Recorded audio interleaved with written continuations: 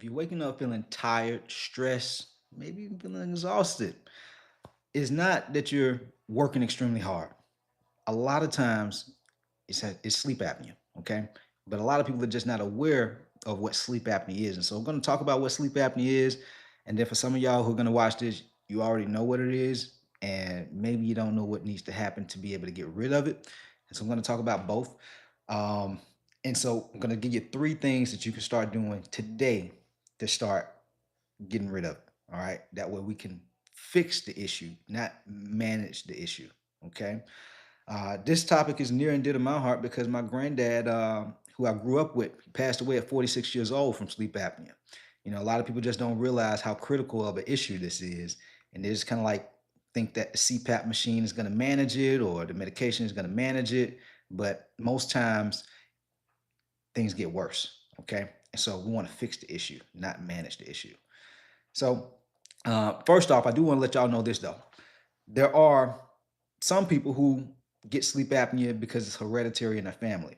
These are the people who are completely in shape. You know, they don't have like excess weight or anything like that, but it's just a hereditary thing. I'm not talking about those people. I'm talking about the people who have gained a ton of weight.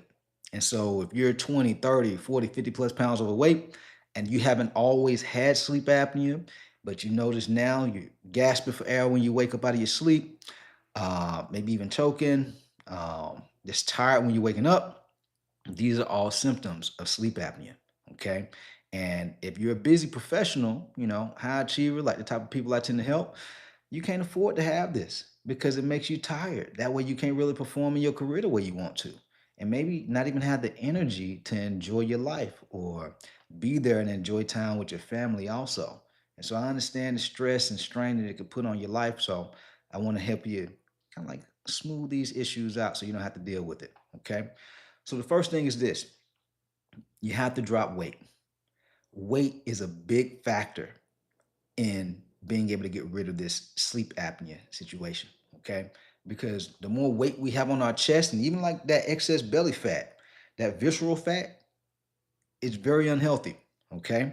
And so dropping your weight, that's going to help you be able to like open up your airways because that excess weight, it compresses your airways, making it harder for you to breathe while you're sleeping. Like literally when people are waking up gasping for air, yes, the airways are closing. And so that's what's happening. All right. And so I try to make light out of certain things when I'm talking, but at the same time, it's very, very serious. I want y'all to understand that. Like earlier, I literally just said my grandfather passed away from it. That's how important this stuff is to understand. And so losing that weight, 100% is going to help you.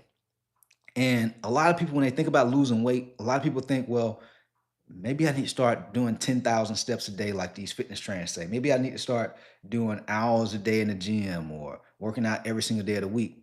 And even though that's cool, there's an easier way to do it. The people who succeed in my program, they realize that nutrition is 80% of weight loss. It's not about working harder, it's about working smarter. And so, not just eating healthy, neither. Most people think that eating healthy is going to help them lose the weight. Now, if you're morbidly obese, that could potentially help because maybe you're transitioning from eating a lot of junk food, fast foods, lemonades, and sodas, and you're just more mindful. That's going to help to a certain extent. But a lot of times I see people get stuck. And when you get stuck, you have to go from just being health conscious to having structure. And what I mean by structure is how much calories are you eating on a daily basis?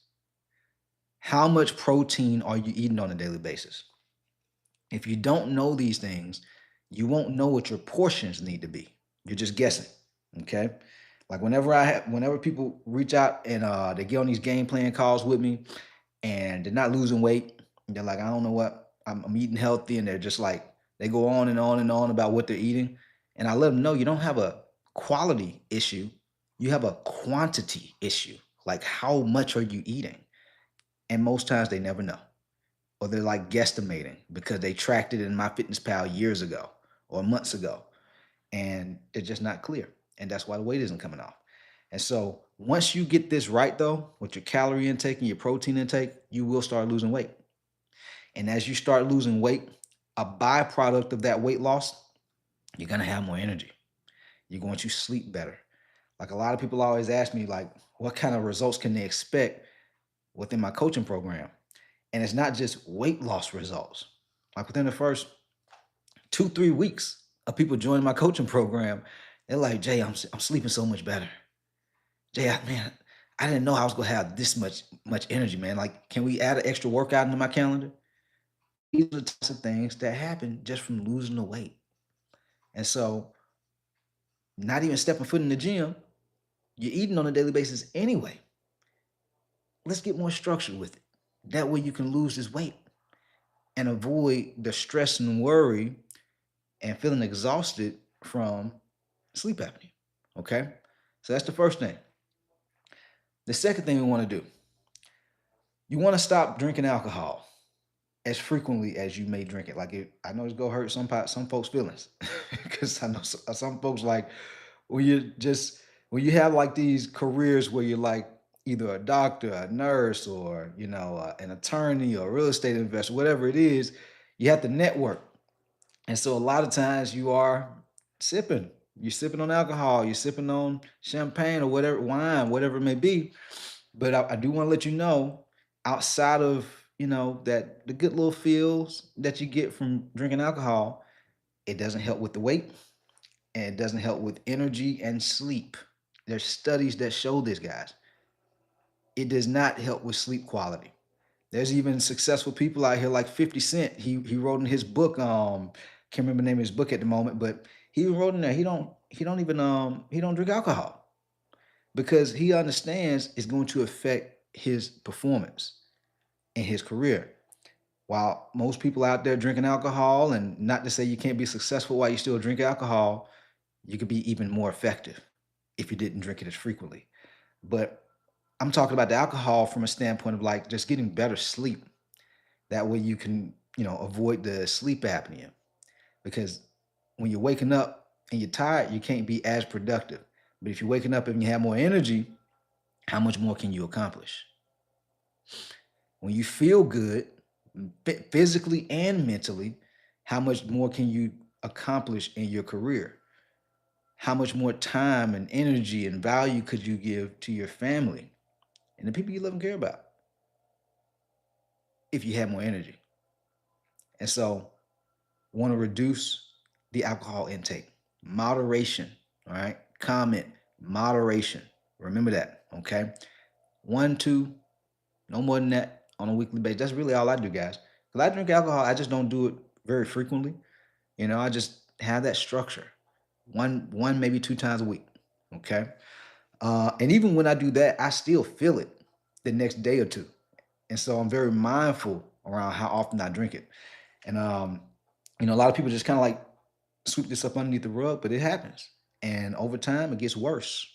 The other side of it is try not to eat too close to when it's time to go to sleep. This isn't so much for weight loss because you can eat right before you go to sleep and still lose weight if you're eating the right amount.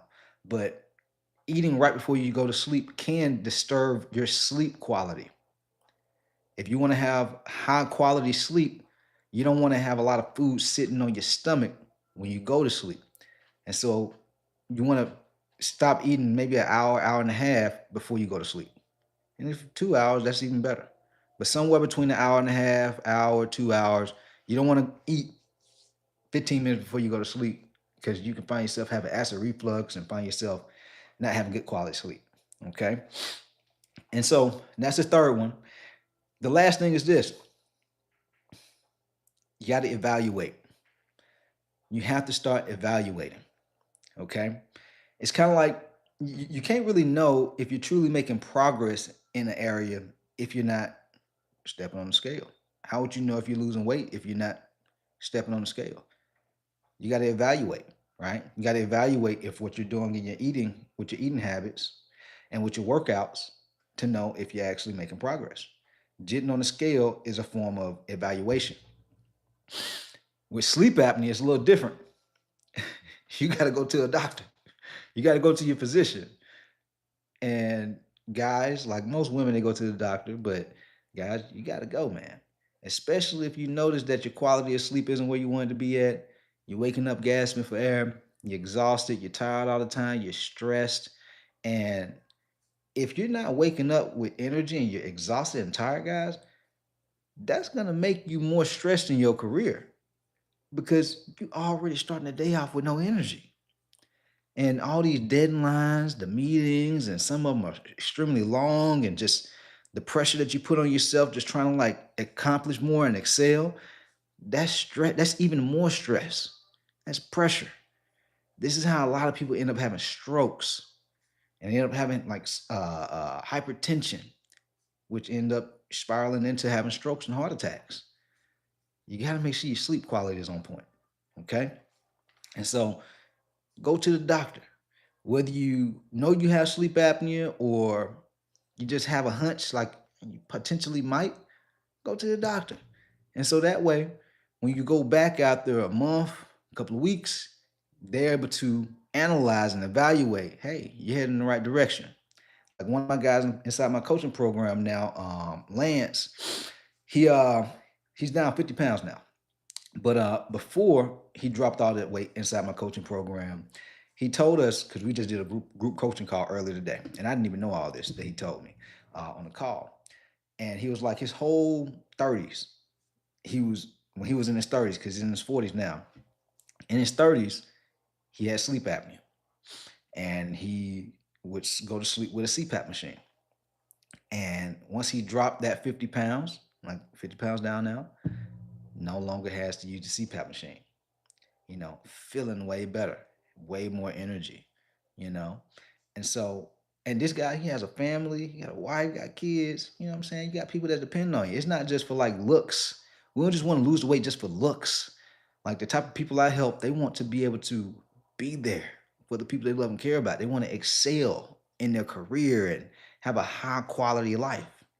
And so you got to have high quality sleep to have a high quality life because you got to be able to have energy. And so I say this to say, take care of yourself. Take care of yourself. Get that weight off you. That's going to help. Make sure you're not drinking before you go to sleep. Make sure you're not eating big meals before you go to sleep because that can disturb your sleep. And then get a physician to start evaluating your sleep patterns. Okay? As you do these things, I'm telling you, you'll start having more energy. You'll start sleeping like a baby. And you'll notice that you can do more and accomplish more in your career. All right? With that said, guys, we out of here. If you want a step-by-step game plan on exactly what you need to do with your nutrition and your training to lose the weight and get you healthy, I'll drop a link down in the description below. All right? We out of here. Peace.